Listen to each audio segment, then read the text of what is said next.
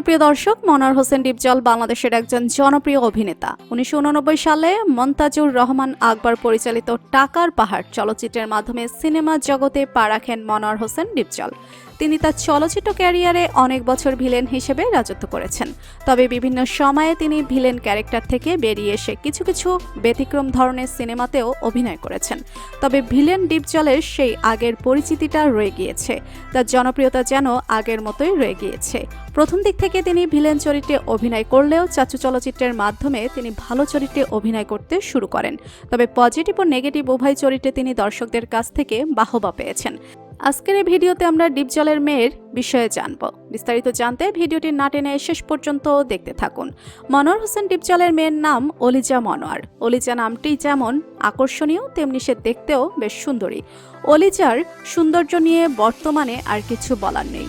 সৌন্দর্যের বিচারে তিনি যেন একটা পরী। অলিজা তার বাবা মায়ের অনেক আদরের সন্তান। অলিজা যখন লন্ডনে পড়াশোনা করতে গিয়েছিল, তখন তার বাবা মায়ের কাছে নাকি ঘরটা খালি খালি মনে হতো। অলিজার আশায় তার বাবা মা সবসময় বসে থাকতো। অলিজা পড়াশোনা শেষ করে দেশে ফিরে আসার পরে ডিপজল তার মেয়েকে একটি প্রভাবশালী ছেলের সাথে বিয়ে দিয়ে দেয়।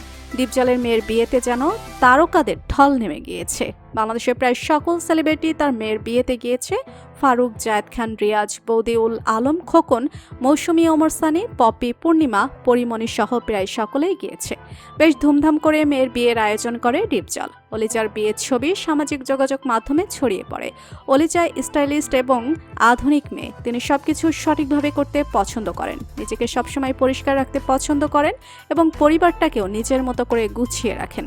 নিজের মেয়ের বিয়ে হয়ে যাওয়ার পরে ডিপজল অনেক কষ্ট পেয়েছেন। মেয়েকে নিয়ে ডিপজল বলেন, অলিজা যেন সারা জীবন তার স্বামী এবং শ্বশুর শাশুড়িকে নিয়ে সুখে শান্তিতে বসবাস করতে পারে, এই দোয়াই করি।